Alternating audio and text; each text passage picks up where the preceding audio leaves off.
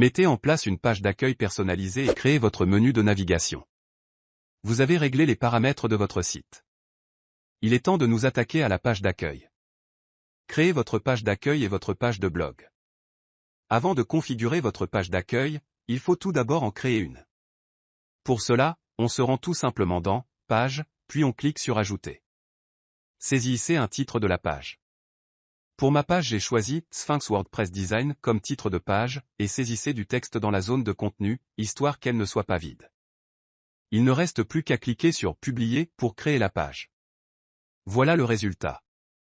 Répétons la manipulation pour créer une page qu'on va appeler blog. Ne mettez en revanche aucun contenu. La page affichera en effet la liste des articles publiés sur le site, et la zone de contenu ne sera donc pas utilisée.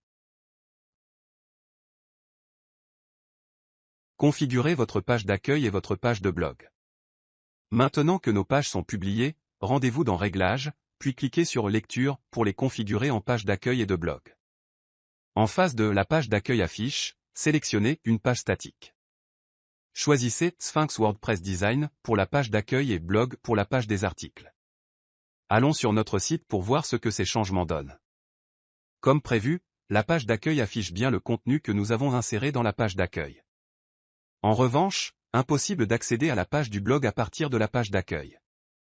Il faut en effet maintenant créer un menu de navigation pour pouvoir accéder aux différentes pages du site. C'est ce que nous allons faire alors. Créez votre menu de navigation. Dans WordPress, les menus sont gérés dans « Apparences puis Menu ». Si vous ne voyez pas le choix menu dans vos apparences, ça sera à cause du thème par default que WordPress a activé pour vous. Ne vous inquiétez pas, dans la suite du cours, on va parler des thèmes plus en profondeur. Dans mon cas, j'utilise le thème 2022, qui est le thème WordPress par défaut au moment où j'enregistre cette vidéo. Pour activer un thème, cliquez sur Thème dans Apparences. Je vais choisir le thème 2021. Voilà, on peut voir maintenant le menu dans Apparences.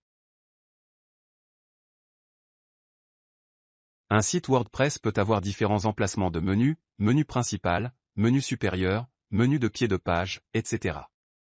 Ces emplacements dépendent du thème choisi. Le thème que j'ai activé propose 2 emplacements.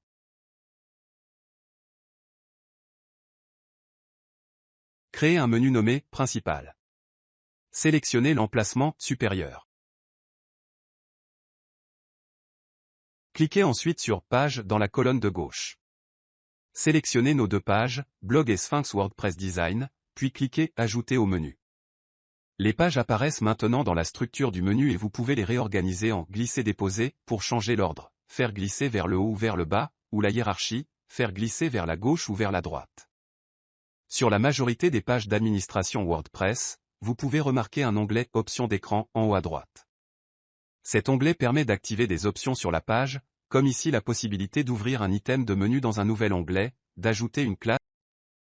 N'hésitez donc pas à explorer cet onglet sur les différentes pages d'administration pour découvrir les options proposées. Cliquez sur l'indispensable bouton bleu « Enregistrer le menu » et visitez à nouveau votre site. Le menu est bien visible en bas de page. Nous avons mis en place la structure de notre site. En revanche, son apparence n'est pas franchement sympathique. Mais pas d'inquiétude, nous allons voir dans le chapitre suivant comment personnaliser l'apparence de notre site.